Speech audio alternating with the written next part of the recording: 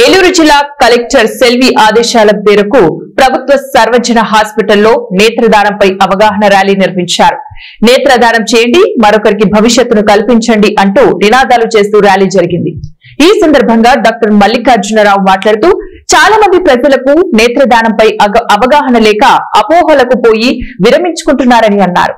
నేటి సమాజంలో మనిషికి మరో జన్మ ఉంటుందో లేదో తెలియదు, కానీ ఈ జన్మలో అందులైన వారికి నేత్రదానం చేయడం వల్ల వారి భవిష్యత్తులో వెలుగులు నింపిన వారు అవుతారని తెలిపారు. ఇద్దరికి చూపు రప్పించే ప్రయత్నం చేయాలనేది ఒక అందరికీ అవగాహన కలిగించాలనేది ఒక ముఖ్య ఉద్దేశం. ఇది చాలా మంది తెలియక ఈ చనిపోయిన వారి కన్నులు ఇస్తే మళ్ళీ వచ్చే జన్మలో మళ్ళీ వాళ్ళు గుడ్డివారిగా పుడతారనే ఒక అపోహతోటి భయంతో ఎవరు నేత్రదానానికి ముందుకు రావట్లేదు. పురాణకాలం నుంచి కూడా మనకి ఉంది నేత్రదానం అనేది మన ఒక ఆచారం.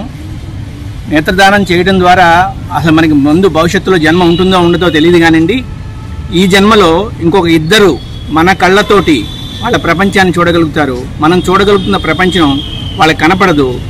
మనం నేత్రదానం చేయడం ద్వారా వాళ్ళకి కళ్ళు కనపడి చక్కగా మనం చూసిన ప్రపంచాన్ని మనం చనిపోయిన తర్వాత కూడా మన కళ్ళతో వాళ్ళు చూడడానికి అవకాశం ఉంటుంది. కాబట్టి నేత్రదానాన్ని ప్రతి ఒక్కళ్ళు చేయాలి. ఇది ప్రతి ఒక్కళ్ళ దగ్గర నుంచి కూడా మనం చెప్పాల్సింది ఏంటంటే, ఇది బతికున్న వాళ్ళ దగ్గర నుంచి ఎవరి దగ్గర నుంచి తీయరు, చనిపోయిన వాళ్ళ దగ్గర నుంచి నేత్రాలను కలెక్ట్ చేస్తారు. వాటిని ఒకళ్ళ దగ్గర కలెక్ట్ చేసినవి ఇద్దరికి వాడడం జరుగుతుంది. ఇప్పుడు కొత్త వచ్చిన టెక్నాలజీ ద్వారా నలుగురికి కూడా రకరకాల పొరలు తీసి వాడడం జరుగుతూ ఉంది.